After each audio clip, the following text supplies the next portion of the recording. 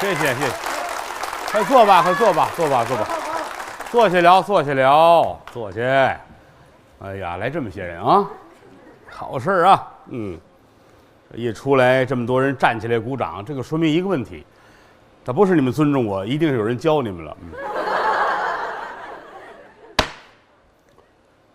春来到，散淡逍遥，小蝴蝶穿花过，老狸猫瞪眼瞧，来回瞅，上下挠。蝴蝶说呢：“你别闹。”老猫说：“管不着。”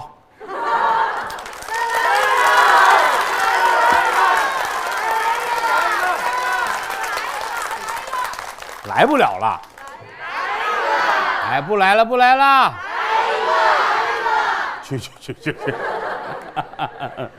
啊，好开心是不是？今天这个定场诗没有猜着吧？想让你们猜不着，那个永远猜不着啊！刚才这个唐诗啊，我来的路上现编的，谢谢各位吧，大伙儿这么捧，这么鼓励。很惭愧，能力一般，水平有限，就是现在这行因为干的人少了，我才占一便宜，啊，要是天下遍地都是说书的呢，也不可能啊。都说书，谁听书去是吧？就是尽心尽力的把它当一个工作干好了就是，也没有窍门。说书有什么窍门啊？首先说你得爱看书。其次来说，你得有文化；第三就是得有人缘儿，这几点搁在一块儿，您就成功了。啊，感谢祖师爷赏饭，感谢衣食父母的疼爱，我这是侥幸至此，干别的也干不了，我就是个废物，只能干这个啊。您各位呢，又愿意听，你像这个玩意儿啊，这就合适了，这就啊，要没有您各位，也没我这碗饭。啊，就是好好说书，好好做艺，这是对我们这行来说最要紧的。什么叫良心？好好干活就是良心，啊！但是未必每个工作都能把良心搁在当间儿，所以说很多时候您就记住了，为什么这有问题呢？啊，你先琢磨琢磨自个儿，啊，这个很重要，因为好多人他不成功都怨别人，那都是街坊王大爷的事情，都怨老李家谁。为什么我不成功？是因为他太成功，才导致我不成功。不能这么想，你这样想一辈子都不行啊！做人实话实说，你比如和珅是大贪污犯，他自个儿挣那个钱比国库还多，但是他挣钱也是有的能挣，有的不能挣。啊，你比如说科举赶考的钱，他不贪。说今年皇上开科取士了啊，全国各地的橘子、苹果、梨进京赶考，你封建社会啊，念书人学会文武艺，货卖帝王家，你唯一的出路就是做官呢。没有说我念书的目的是为了种地，那你不用念书，直接就可以种地。念书不就为当官吗？在封建社会啊，哎，那么进京赶考，这个关系很重要，关系到国家的基石。为国家选人才，这个钱和珅不要，啊，这是和珅。不光这个，你第二，赈灾的钱和珅不贪。哪儿开了口子了，洪水来了，说今年哪儿大旱，老百姓没辙了，国库里拿出钱来，大伙儿捐款，这个钱赈济灾民，这个钱和珅不要。和珅第三点是非常重要，就是你求他办事儿，这事儿办不成，这钱不要。收你的钱就说明能把你的事儿办了，办不了，您这事儿成了，您甭拿钱来。有的是收完之后，您这事儿没办下来，钱还退给你。没办成收你的钱，那就是做仇。也就是说，在乾隆一朝，和珅把事情弄得那么平稳，是有他做人的道理的。当然后来皇上死了，小皇上上来，那是另一回事儿。天下的故事就是这么写的啊。说几句和珅的闲话，让他休息休息，咱们还得说说咱们的正事儿啊。好多人都指责我啊，天天坐那说闲白儿，我说那怎么办呢？我说要不然就把这个正文再减一点啊。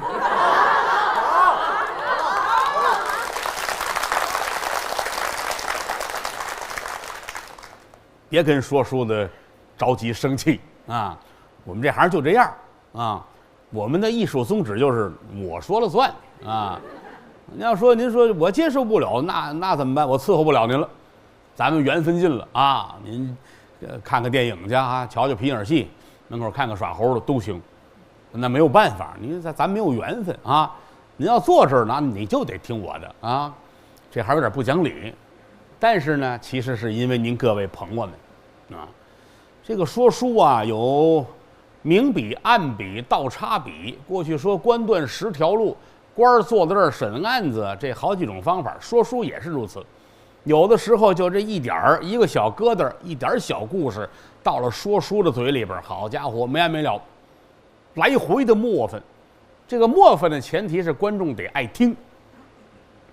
因为当年这个好多北京的说书老前辈，评书大王双后平啊，什么这些位清末民初的大家们都是如此，在书馆说书了，这儿举刀，啪一下子这要杀人了，人有那个听书的哈，站起来抓一把钱搁在桌子上了，先生我明儿出门20天回来，这人别死啊，这是经常的事情，3下都高兴，怎么呢？先生高兴，多挣钱了。啊，人家预支了一大把钱，这主走了，他知道他回来这人死不了，这是先生的能耐，先生高兴，这花钱的主也高兴，让大伙儿瞧，你看我啊，哎，我先花了钱，这人不死，其他听书的更高兴。有人说那不就耽误了吗？这故事进展的慢呢，你听吧，啊，他说20天回来，这20天之内你听的书都是最精彩的。先生就从这儿开始，这刀举起来，且落不下来了。先告诉你这刀是怎么回事儿，哎，这个从铁匠开始给你讲兵器，哎，从古至今，宝刀、宝剑、宝枪啊，各种兵刃如何，再说这周边环境，就这刽子手要杀人这地儿，这儿有一个饭馆，开始讲饭馆，讲3天，饭馆旁边瓷器铺有3天，这儿紧跟着旁边卖布的，你慢慢了解呗。先是把他知道他会的这些好玩的事儿全搁这儿20天。那一直等着，20天之后，那主一进门往这一坐，咔嚓，人脑袋掉了，大伙儿都开心，而且这20天书馆里边上座更多，都传出去了。20天不许死啊，咱们都去吧。茶馆方面也高兴，那又多上座了。所以说这是凭能耐吃饭，咔嚓一刀落下，那是人就会。俩小孩你教给他，他1分钟就会，但是告诉这刀不落下来，这是真能耐。还不能人讨厌了呀，愣往里边兑水，15集电视剧改1400集，那不行，那玩意儿人家接受不了啊！玩意儿是假的，能耐是真的，值钱就值在这儿了。要不然的话，您各位藏龙卧虎都比我水平高，凭什么戴着口罩坐那听着我？是不是啊？哎，闲话少说，书归正传。这个状态我还是很满意的。今儿个来的时候，在后台，我们编导组集体找我开了个会啊，说照您这个说法，您这个书得说到什么时候啊？我说今天就可以说到白帝城啊。然后他们就出去了啊，这就很好很好啊。有关专业的事不要跟我抬杠，这屋里我说了算。除了这桌子，你们都是大爷啊！在坐在这儿，这个主得我来做啊，不是故意说的慢，他没办法，他就是这个买卖，就跟您发面似的，您差这2分钟，他这面就是发不起来啊。到这儿不好就一定跳过去，但是怎么说，这是说书人的能力问题。上回书咱们讲到了是人头会了，我也不知您各位啊记得不记得啊？太棒！我以后我上哪儿我都带着你们，有你们我不用走脑子。人头会说的就是吕布杀张温啊，这个董卓呀心狠手辣。其实来说，董卓迁都这个事情做的是对的，因为现在的故事已经在陕西长安了啊。听过前几回书，您都知道，自从董卓进京以来，一直是在洛阳。后来觉得洛阳不能再待了，这才舍弃了洛阳，逃到了长安。这个事情，咱们要一分为二讲。首先说他迁都对不对？要是从策略上来讲，是对的。因为他挪到了长安，长安这属于是关中地区，挪到这儿，这个地方在历史上，你比如说秦国占了这儿，那6国拿他都没办法。汉刘邦占了这儿，也是以这儿作为根据地，到后来把项羽打败，才有了大汉天下，没问题。出了洛阳，把洛阳舍弃，带着大家伙一起奔长安，这个道是对的。而且呢，他迁出来之后，他挪到这儿了，挪到关中，那么关东地区的诸侯们已经开始内乱了，打起来了，张三打李四，王五骂曹二麻子啊，天天的打得都不行了。如果说董卓把握住了方向之后，把长安稳当住了，再找机会出关，把这些个诸侯逐个的击破，那么天下是没问题的。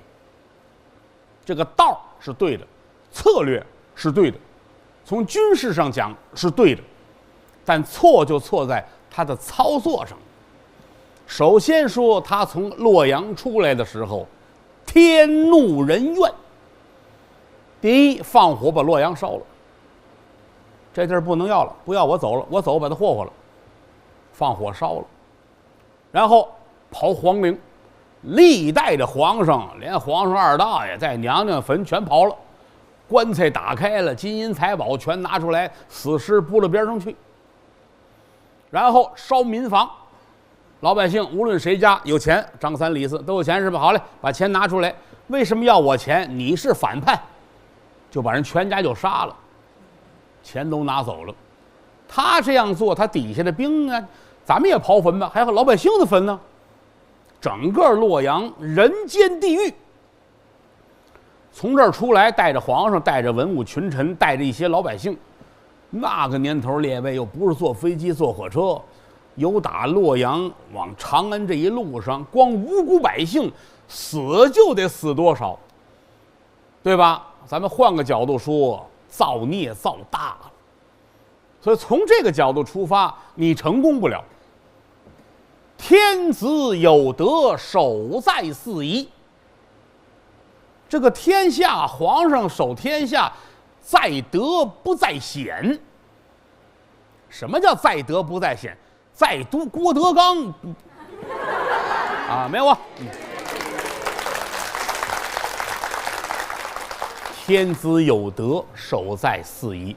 做皇上的品德要摆在这儿，守住四夷，守住四夷才会守住四夷府。四夷指的是边界，东西南北4个边界，就是皇上你品格得在这儿啊，这个天下才能好。就是你这个烧杀抢掠，你是个活土匪，那个江山你坐不住。所以董卓吃亏是吃亏在这儿。到了长安之后，长安什么都没有了，首先说就得重新的修建，从皇宫开始得重来啊。那怎么办呢？李儒给他出主意，大谋士李儒。李儒的话有的能听，有的不能听啊。凡是李儒说的对的，他都没听过；李儒说的不对的，他都接受了。倒霉倒霉这上头了啊！最后董卓连累李儒也死了。说这个重新修建一个城啊，重来，那是那么容易的吗？不要紧的。李儒说：“您呐，抓民夫，抓了多少呢？《三国演义》原文记载，征集民夫25万，25万民夫啊，盖吧！啊，皇亲国戚、文武群臣啊，这些个人的房子、宫殿、官衙。”原文上说3、4个月就盖起来了，说怎么这么快？盖不起来就杀。工期是这么紧出来的，也就是说，长安城好了之后，又是多少人命在里边。把这都盖齐了，董卓开心了，给自个儿上了一个称号上父。这个上父这俩字儿厉害了，这俩字儿跟谁说的呢？跟皇上说的。就皇上以后跟我聊天的时候，不能再喊老董同志、董太师、董大人、董这董那个，不行，喊上父。那么上父是谁呢？姜子牙啊。《封神演义》之后嘛，周武王管姜子牙叫上父，是实在没法封你的官儿，也不知道怎么尊敬你，得了，你是我爸爸吧，就这么简单，这叫上父啊。董卓是自个儿想了半天，我也不知道怎么鼓励自个儿了啊，所以最后跟皇上说，得了，别见外啊，我就是你爸爸啊，你就称呼我叫上父就得了。皇上没辙，上父也比上铺强啊，是吧？上铺再掉下来，打这儿起，他用上了龙驹凤辇，上朝下朝坐车辇。车辇跟普通的车有区别，就在轮子上。车辇是4个轱辘，车是2轱辘，就是汉朝那会儿，他上朝下朝，他有一4个轮的，还了得啊！比他身份再低点的坐3个轮子了，3个轮子呢走起来好听，嘟嘟嘟嘟嘟嘟嘟，那叫3蹦子。这句不算啊，这句不算，这个您不用往本上记啊，你们上当了就，有身份，那叫权倾朝野啊。而且对他来说有4个字的评语：行路在口。什么叫行路在口？行是刑法，路是绝路。这个刑法跟绝路，就是他拿嘴一说，我这儿来一人，这人长这样呢啊，杀了吧，就杀了。说看看法律为什么没有？他说就是法律，啊，说杀就杀。啊，这人怎么这么胖啊，是吧？切他300斤下来啊！他说这好看，好，这行了，这个2品官，就是一句话，不管是荣华富贵，还是杀头取命，都是他一张嘴说出来的，这叫行路在口，这就了不得了呀！其实天下就是他的，他比上父还上父，是这么一个身份。不光如此，离着这个长安城啊250里，他自个儿修了一个城。这城叫什么呢？叫梅屋。梅屋啊，现在这个遗址大概就在陕西的梅屋市的边上，过去叫梅屋县。常看京剧有一出叫《法门寺》，里边老生赵连那个官儿就是梅屋县的县太爷，啊。就是从这儿开始的。这个梅屋呢，原文上记载了说，这个城郭高低厚薄一如长安。什么意思呢？他在这儿给自个儿修这么一个城，这城大小如何跟皇宫一样，高低大小厚薄一样啊，就给自个儿盖了这么一个小皇宫。说这个250里，说远不远，说近不近。有打这个长安出来，他每半个月啊上一回朝见见皇上。他出来之后，这条道修的是很平啊。出了梅屋之后，250里，一直就到了这个长安城。长安城的西北角，单有一个城门是给他开的，这叫横门。高低上下竖横竖的那个横，这叫横门。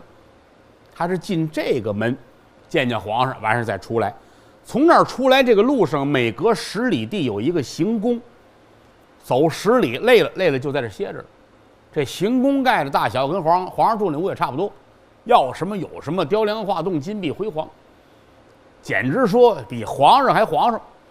他这个梅屋城呢，周围是护城河，当间是他这个城，里边金银财宝无计其数。里边存的粮食够吃20年，《后汉书》上说是够吃30年，这咱就没法解释了。反正这意思您就明白了吧？关上门跟这屋里待着20-30年，人家够吃的，而且搜集天下美女800人，充实其中。他天天在这儿过日子，弹唱歌舞，吃香的喝辣的。但是从这个角度，您也看得出来，他成不了大事儿。皇上跟朝廷官员都在长安，你一个人在梅屋这儿吃喝玩乐，注定你脑子里边你就是个财主，你就是个土财主，你没有考虑天下大事儿。你那护城河挖的再宽，也说明是你害怕。你存这么些粮食，那管什么用啊？这就是他基本的素质问题。成不了大事，得不了天下，也是命所该然，大概就是这么一个状态。那么这些日子干的坏事干的不少了，咱们上文书所说的人头会就是如此啊，坐在一块儿这儿吃饭喝酒，文武群臣一个个都不敢大模大样，都是这屁股在这边上这么瞧着他，喜怒无常啊，说杀你就杀你啊，谁敢跟他那什么呀？都这么瞧着，哎，喝酒，这儿说着呢，吕布进来了，在董卓的耳边窃窃私语，如此这么般，这么般如此。董卓点点头，拿去吧，说声拿去。吕布转过身来，就在这儿，底下都是文武群臣们陪着喝酒，就在这儿，打头坐了一位官员，叫张温呢。朝里的大司空，这是够品级的官员。司空，什么国家的有关什么水利啊、建筑啊，是归这个官管。大司空叫张温，《三国演义》里边是2个张温，到后文书江东那儿还有一个张温啊。今天这个马上就快结果了啊，这坐着正喝酒呢哈，这正高兴，正撸串呢啊，正吃着呢。吕布过来了哈，一薅脖领子，你跟我出来吧。都是文武群臣啊，能坐在这儿吃饭，您琢磨琢磨，能有村长吗？他都得是够身份、够品级的呀，没有客气，一薅脖领子出来，把人带到外面去。功夫不大又回来了，拿着一盘子，盘子里边托着张温的人头。这个故事叫人头会。指的就是张温的人头，拖着往里一走，文武群臣吓傻了，上菜了。但是就一个你吃我吃啊，筷子都撂下了，都傻了啊！把人头端上来，得让董卓看看，是不是啊？董卓点点头，一挥手，把这盘子就撤下去，群臣们也不敢吃饭了。啊，串儿都撂下了，抓那毛豆也都放下了，听着像在摊上吃的。在这坐着看着，董卓很淡定，很坦然，主公请饮呐，还劝酒呢。大伙儿就看着也不敢多说话，你谁知道他爱听不爱听啊？董卓乐了。是方才所斩者张温老贼，杀的是张温。大伙儿心说是我们知道，刚才还一块儿喝酒呢啊，对，知道这会儿他老人家自个儿趁一盘子啊，也不敢说话。这一老狗私通袁术，谁料想袁术的回文错下在乌尔奉先那里，故此斩他项上首级。是真的吗？是真的。因为什么呢？你想董卓这样的作为，但凡有点正义感的文武群臣看不下去。这个张温就想怎么能把他除了？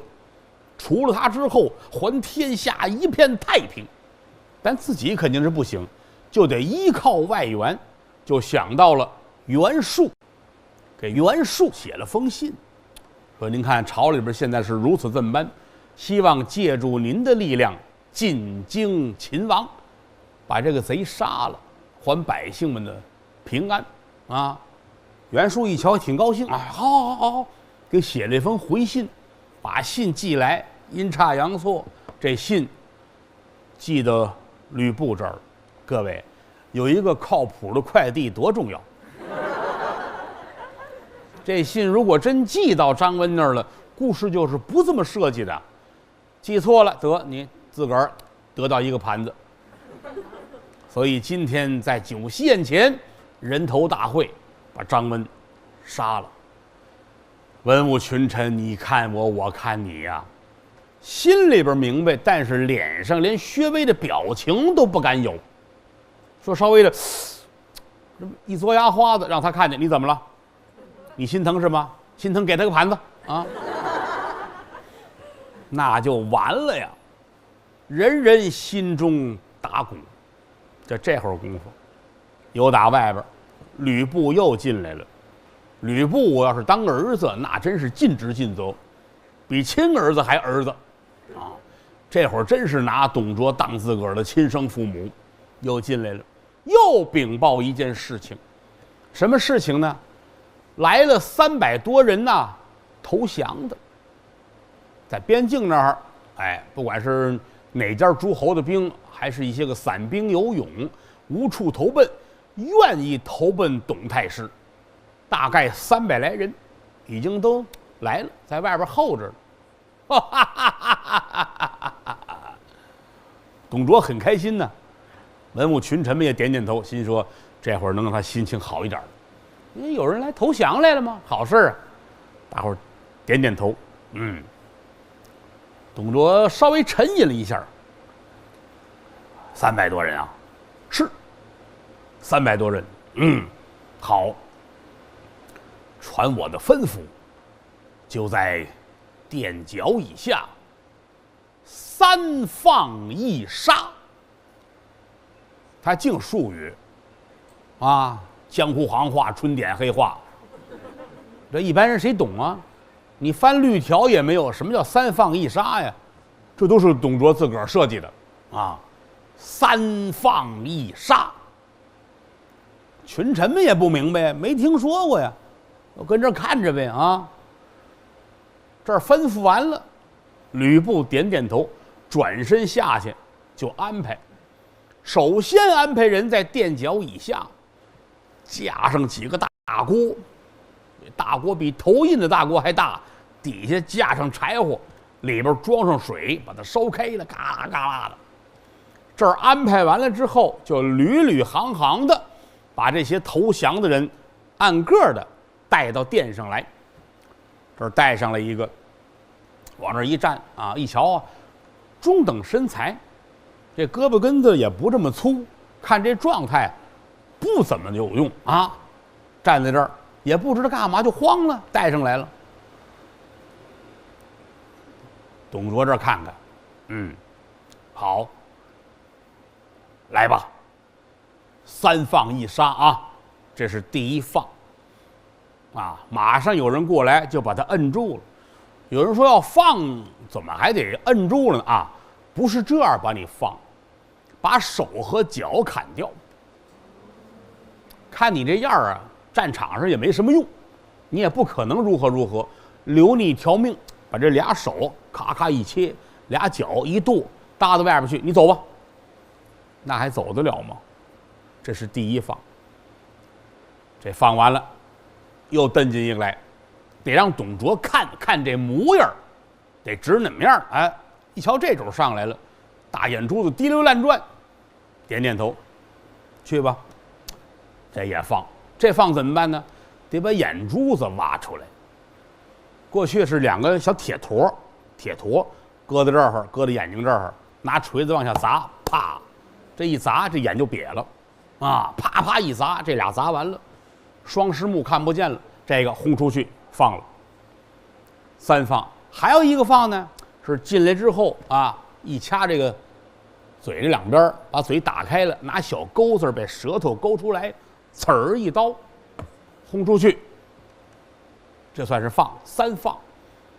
那一杀呢？这一进来一瞧，好家伙，1.85米大高个儿，前胸宽，背膀厚，胳膊4棱子起筋线。一瞧这小子有劲儿哦，那好了，这个不能放着走，放着走有问题啊！来呀，搁在锅里边吧，把它煮了。这个叫杀，3放1杀。就这300多个人，片刻之间处理得是干干净净，满朝文武的冷汗都下来了，心说这就是人间地狱啊！在群臣里边坐着一个人，咬牙切齿，心说董卓啊，董卓，我一定是要你一死。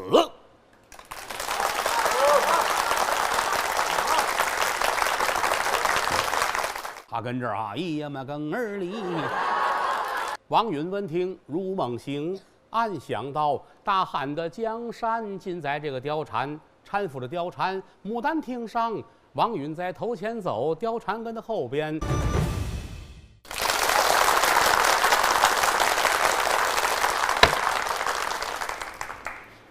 说书唱戏劝人方，3条大路走中央，善恶到头终有报，人间正道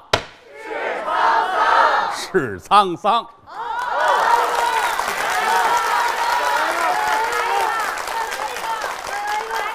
不能老让你们接不上来，会让你们失落的啊！人来了道上倒霉一道了，是沧桑，是沧桑。很好，那大家玩得很开心吗？这不就是啊？这个听完书回家能多喝一杯啊。有人喝酒吗？有。好家伙，我这几个大姐厉害啊！我都不喝酒，你们喝酒啊？行，哪天安排一下于老师跟你们在一起，好吗？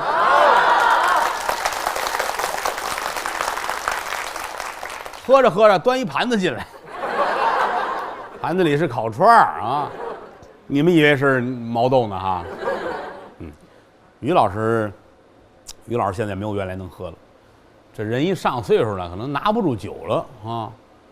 我20来岁喝酒喝的可凶了，这后来一不喝了，到现在他们谁喝酒，我闻一下我都觉得难受啊，不是那个味儿，接受不了，不喝吧。你别看我不喝酒，我还有一毛病，我爱泡酒啊，这挺奇怪的哈。我这2年是顾不过来了，我算算啊，7、8年前，10年、12年之后吧，还真是啊，因为那会儿开始是因为我们家院里边有几棵红果，山楂树，一结好些个，你谁见天吃那玩意儿，吃多了醋心呢。有的时候弄点红果酪，搁点冰糖熬一熬，剩下还这么些，怎么办呢？我这泡酒得了，找点那大玻璃瓶子啊，红果洗干净晾得了，搁在里边，搁点冰糖，啊，来点高度酒，这拿高度白酒泡啊，你别会弄点啤酒搁里边不行，来点高度酒泡，哎，泡完之后还挺好看，啊，后来有半年是多长时间呢？有样了，他们倒了一杯，大伙儿那喝酒的，哎，好，这下好家伙，我可上了瘾了啊，万物皆可泡。我算算啊，苹果我泡过，因为有的时候那个上家串门的那个人也不知道给我买什么，买一果篮吧，类似这样的，弄的就是还剩好些苹果，那就切了吧，切完之后把籽儿去了，打成芽儿，拿它泡，啊，橘子也泡过，香蕉，哎，各位你们试一下啊，这我传授一下我这个泡酒的经验，香蕉酒不用搁冰糖啊。哎，香蕉你别买那熟透了，那不行啊，差不多的。哎，把皮儿剥了之后，整个的里边那白香蕉就搁在瓶子里边，然后兑上白酒，把它封好了。它有一过程，哎，这过程特别好，一直到最后的时候，你就会发现它底下那个它香蕉沉底嘛，啊，底下香蕉都泡得快烂了，它上面那一块清亮的。就是淡淡的黄色，哎呀，清亮的，然后你要拿一杯喝，真是特别棒，它有香蕉味儿的酒。后来我还上网搜了搜，还真有人这么干啊，喝这个暖胃还治拉肚子啊，这还挺好。我泡了不少这个了，等哪天我带点来，我回来我喝给你们看看啊。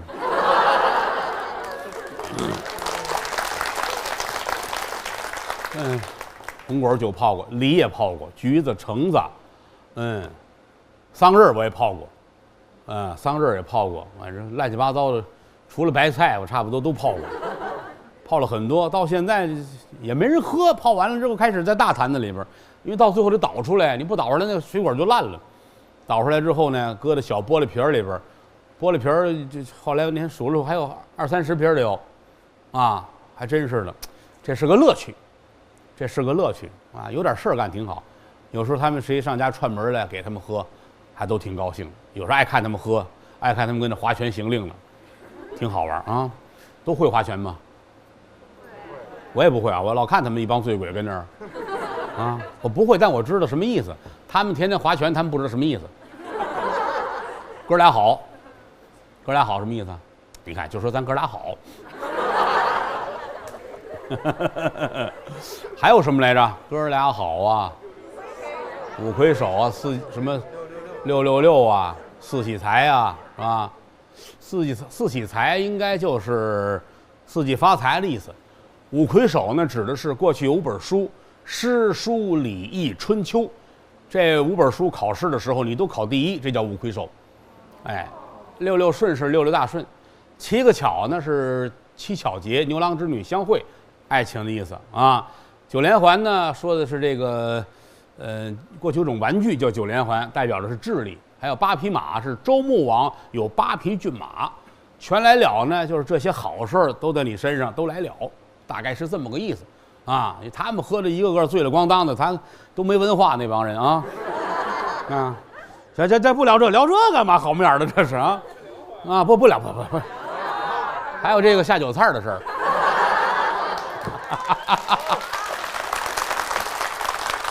不聊了啊！不聊了，能把有限的时间得说三国。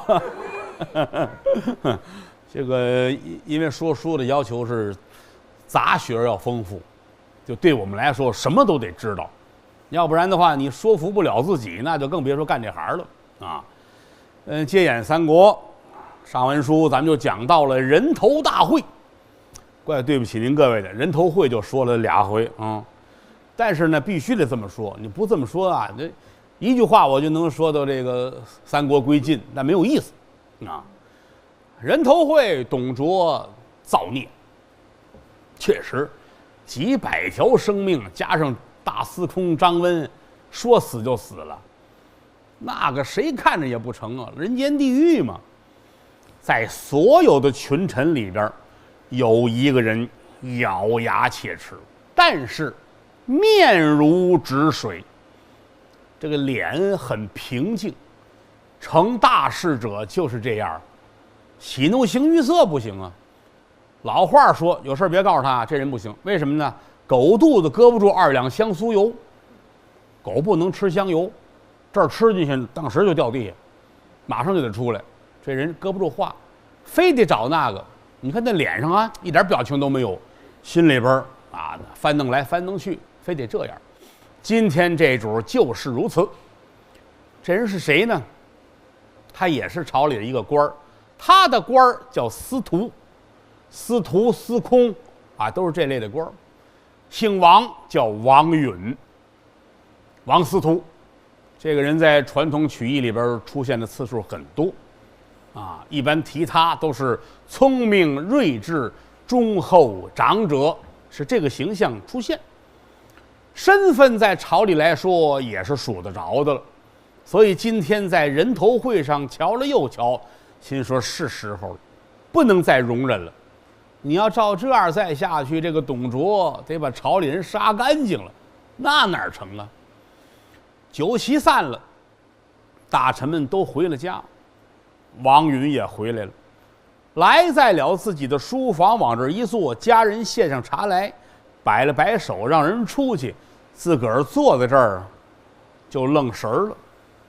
怎么呢？想这个事儿。王允是很爱国的，当然后边他说错了一句话，导致大汉天下灭亡，那是另一回事儿啊。您记着我今天这句话啊，在后文书的时候，由于王允的一个错误的决断，导致天下大乱。但是我们并不能因为那件事情说王允怎样，他的出发点是好的。你之前让曹操献刀，不也是他商量的吗？当然那事儿没成功，还丢了一口宝刀，家里就剩一刀鞘了啊。今天也是坐在这儿想这个事儿怎么办，已经董卓的行为令人发指，天怒人怨，不能再容忍他这样下去了啊！但是怎么办？一时之间想不出个道来。为什么呢？你说你怎么办？你找一个像曹操那样的勇士，再去献刀、献宝兵刃、献机关枪、献什么？不现实啊！当然那年头也没有机关枪，是吧？怎么办？而且现在他权倾朝野，其实江山就是人家的一样啊。皇上又小，皇上什么事都听他的，我怎么办？靠不了前儿。哎，喝了口水，把杯推开了。书房里边坐的是闷闷不乐。站起身来，由打屋里出来，往外就走，去后花园想散散心。转过了月亮门，往这儿一走，耳边厢听见有人一声叹息。哎，听声音是女孩的声音。列位，前部三国的女一号出现了。怎么还前部了？对，您要听我这三国，您可记住了啊，不是说郭德纲说三国就是一套三国如何如何，没有，咱们分阶段的。啊，从这儿到这儿，这算是第一步，这是第二步、第三步、第五步，类似这样。我这个三国也快，有3000步就结束了。你们要忙就干点别的去吧，你们别等着我了啊！谁呢？歌妓貂蝉，叫貂蝉，身份是歌妓。这个妓呢是单立人儿，一个支持的支。单说这个字儿当什么讲呢？指的是才能、技术。那么歌妓就是会唱歌跳舞的这么一个人，这是一个工作。王允家里边养着歌妓呀，是秦朝、汉朝的时候，老百姓不允许开饭店。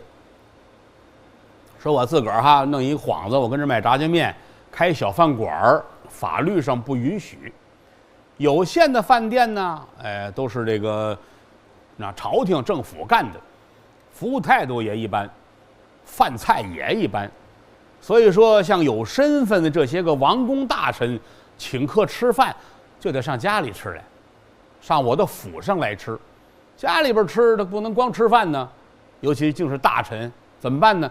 一定要有歌舞演唱。所以几乎够身份的人家里边都会养着一些个歌妓，那么这个貂蝉就是歌妓之一。貂蝉咱们现在跳出来说啊，历史上没有这个人，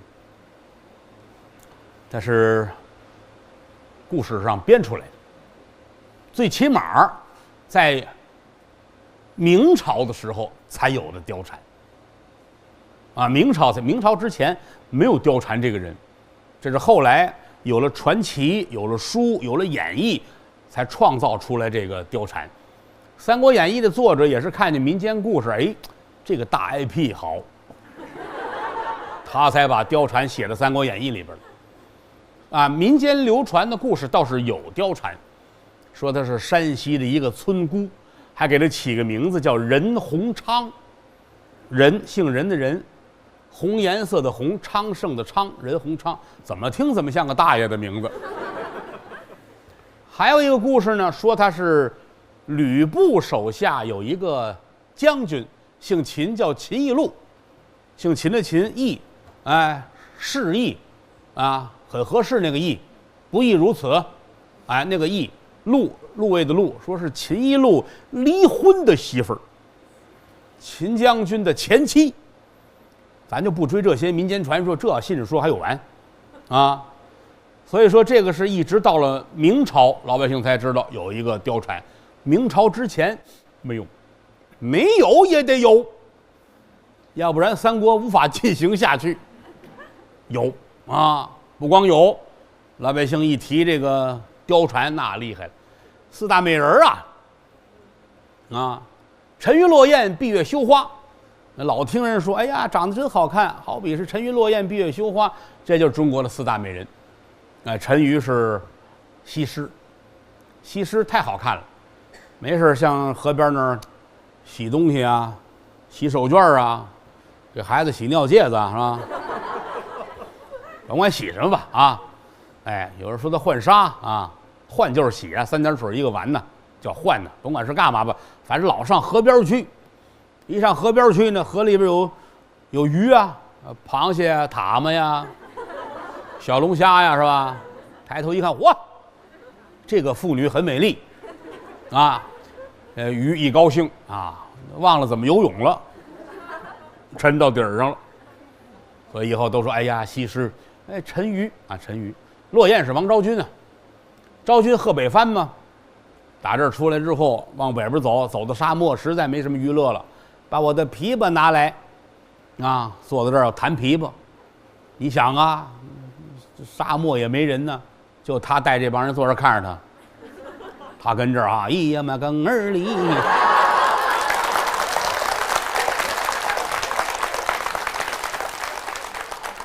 我知道他弹是什么。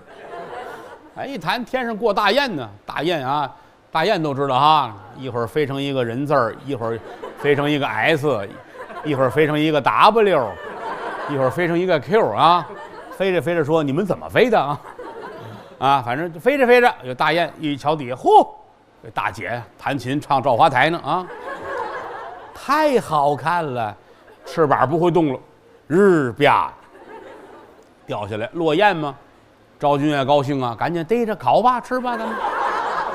啊，沉鱼落雁啊，这个闭月羞花，闭月说的就是这个貂蝉啊，他在花园里边，哎，月亮看见他害羞了，哎，来片云彩把月亮挡上了，这就是牵强。你这个人就卖炸糕的王老五那会儿也站那儿，月亮也躲起来了，是不是啊？羞花是杨贵妃，杨贵妃在这个御花园里玩啊，这个花也闻闻，那花也闻闻，闻来闻去，闻到含羞草了啊！这一动含羞草啊，冰上了。含羞草见过哈，平时是那样的啊啊！一瞧来这花合上了。唐明皇说了：“有火，好，这个大姐姐啊，花儿见她都害羞啊，这有含羞之貌。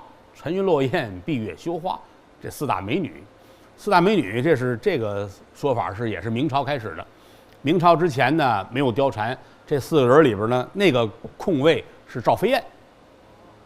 啊，汉朝那个皇上的妃子啊，跳舞那个赵飞燕是她，但是因为心肠太毒辣了，在皇宫里边坏事做绝了。后来老百姓觉得人品不行，不能入选，就把她 K 出去了，把貂蝉搁在里边了。啊，沉鱼落雁，闭月羞花。还有一种说法呢，就是笑褒姒很妲己啊，并西施醉杨妃。并西施呢，就是咱们刚才说的西施心口疼嘛，哎，并西施。醉杨妃就是杨贵妃。很妲己呢，《封神演义》嘛，长得要多好看多好看，但是心狠手辣。纣王挺喜欢啊，这个大姐姐我很爱，有她。笑褒姒大家也都知道，烽火台一笑失江山。褒姒娘娘，褒姒呢，褒姒不姓褒，因为她是褒国的人，啊，姒是她的姓儿，她姓姒，褒姒是褒国的姓姒的妇女，所以叫褒姒。哎，这么个意思啊，褒姒，她是因为周幽王打褒国嘛，这一打褒国，褒国说别打了，我们这儿有漂亮的大姐姐给你吧，啊，褒姒，周幽王很爱啊，弄回去之后呢。就成为他第2个皇后。第1个皇后申皇后是那个申国的国君的女儿，啊，褒姒来了，她很爱很爱，但是褒姒不爱乐，一天到晚枕着个脸子啊，反正不爱乐。周幽王说：“我娶你都娶来了，这不乐怎么办呢？”结果想一法，烽火台上放火，烽火台一放火，各路诸侯着急了，坏了，大王那儿出事，咱们救去吧。来了一看，他2口子坐在烽火台上，乐得都不行了，啊！你看这帮人都上了当了，啊，高兴。褒姒就这一乐，周幽王爱上了啊，太爱，没事就放火，没事就放火。开始大伙儿还来，后来是咱别搭理他们了，他2口子可能又烧烤呢啊。后来呢，这个由申国的国君带头，敛了一帮人。申国国君呢，就是他前边那个老丈人，头一个皇后的父亲，带着各路诸侯啊上这儿来打他来。他再放火，再那什么，没人听他了。所以说，因为这个江山都没了，啊，这是周幽王一笑失江山，这是因为褒姒笑褒姒啊。这是简单几句话，还简单几句话呢啊，跟大伙儿介绍介绍。那么今天王允一进门，正好看见貂蝉在那儿站着。貂蝉多大呢？书中代言，16岁。16岁没多大呀，16岁我算算呀，要是上学的话，16岁，大学3年级。请原谅我，因为我离开大学时间太长了啊。没有你们这样的啊！我经常从北大清华门口走，我16岁也没多大小孩啊，但是那个年头这就可以了。站在那儿唉声叹气，花园拜月。王允站在这儿，心说这是要干嘛？怎么呢？16岁，因为这个青春期的孩子是得严加管教，这都保不齐就是恋爱不顺心呐。他跟这儿叹口气啊，咳嗽一声。貂蝉这一回头，赶紧走到跟前来，飘飘下拜。飘飘下拜，万福施礼啊！那会儿礼节跟现在不一样。您看看京剧舞台上那个，很多都是化解了古代的礼节。那会儿他不能说爷儿俩一见面，夸一鞠躬，这也没有，这没有啊！赶紧过来了啊！参见老爷，起来。夜半精深，在此何为呀？大半夜你跟这鸟干嘛呀？是。那么说，貂蝉干嘛来了呢？各位，4个字儿：忧国忧民。他知道具体事儿，他不知道。你不像现在啊，大姑娘坐在屋里一刷抖音，什么事儿都知道了。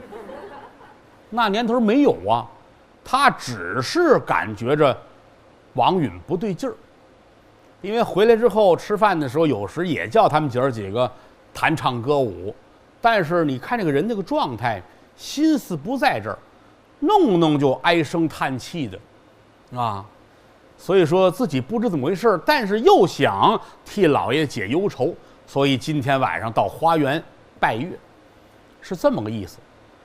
这一问呢，孩子眼圈都红了，啊，说老爷，我们出身卑贱，蒙大人不弃，收在府中，以为歌妓。这几日见您下朝回来，愁眉不展，我们也不敢多问。但愿大人不要如此，如若有用上我们的地儿，也请大人说话。虽然说身份卑微，我们也愿意为国效力，只是不知道怎样行事。孩子很会说话，你这个东西就很厉害了。你看一块跳舞这10几个20来个闺女，人那些位未必琢磨这个，这也就是为什么他会成为貂蝉的原因。这话说完之后，王允就愣了啊！怎么呢？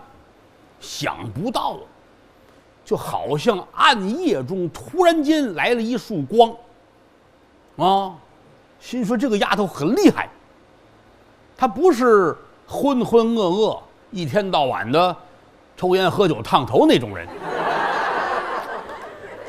不要乐，说的这么正经的地方了，啊，万没想到哦。你说的这些个都是你的真心话吗？大人，句句肺腑之言。好，来，你起来，跟我走。是。王允在头里边，貂蝉在后头，一前一后，来到这边，啊，到书房这儿，你进来。是。拿手一指这凳子，你坐那儿。哎呀，贱妾不敢，让座就坐，坐下好来讲话。这个身份在老爷跟前没有资格坐。列位，王允什么身份？那个在朝廷里边那是一品大员呢，你是人家家里边一服务员，老头还没坐，你先坐那儿，下次也不敢呢。但今天说了，让你坐你就得坐，是，这才坐下。啊，他坐在这儿，王允在他对面，王司徒一撩自个儿的衣裳，咕噔就跪下了。就这个画面，说要在电影里边表现，那就热闹了。我得铺上轨道，机器往前推，得推到貂蝉脸上去啊！啪啪啪！为什么呢？这个举动太可怕了。貂蝉反应也快，一撩衣裳，咕噔也跪下了。啊！有人说拜天地，你们多损啊！我要批评你们啊！这就是长期听相声的后果。人老实观众人不会这么想。那么跪的对，太对了。大人跪那儿，你还跟这儿，怎么啦？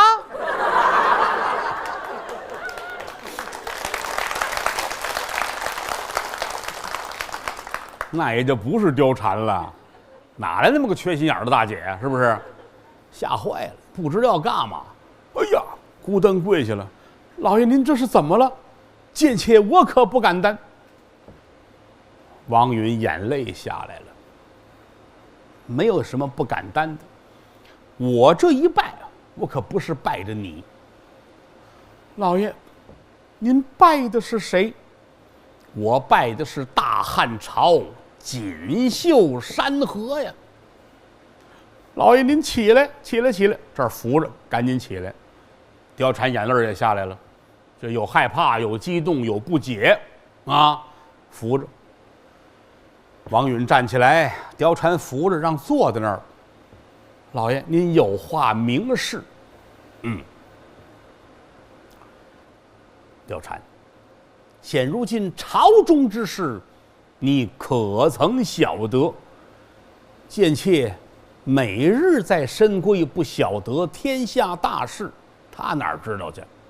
不知道。好，朝中有一佞臣，名唤董卓。王允这就开始掏心窝子说话。有一佞臣，朝里有一大混蛋，他叫董卓。这句话如果在街上说的，王允就算完了。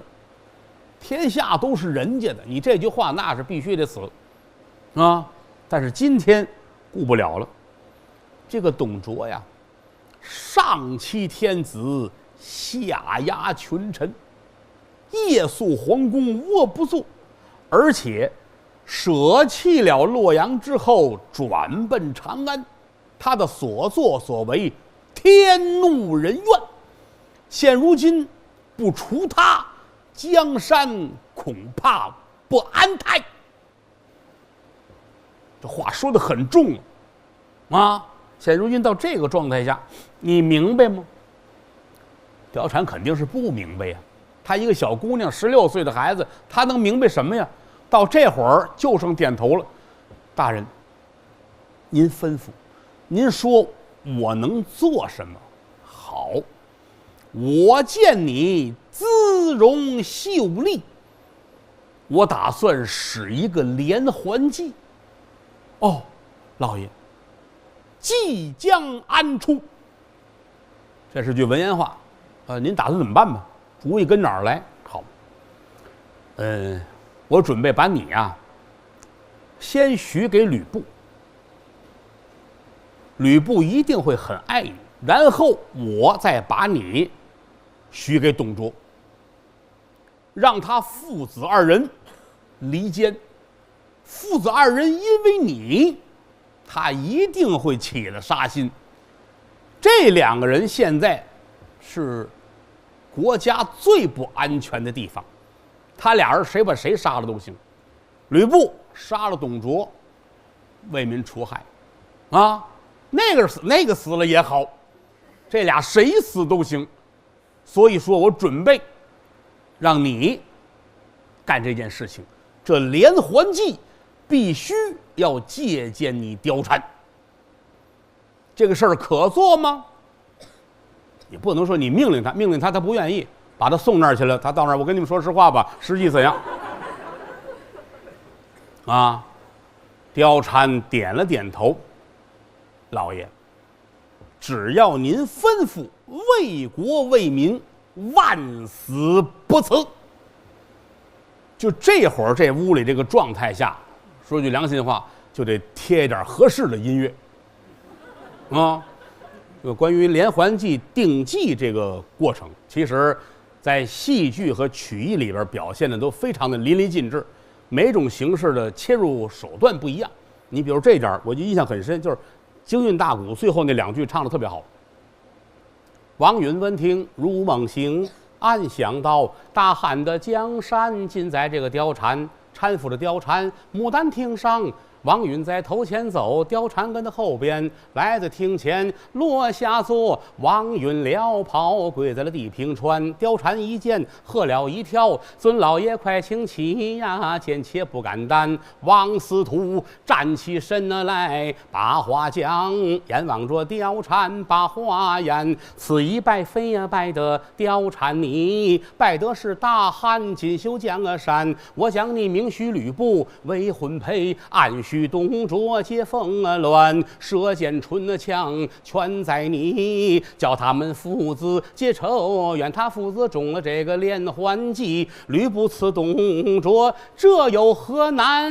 王允敲定连环计，到下回谢官小宴，吕布戏貂蝉的。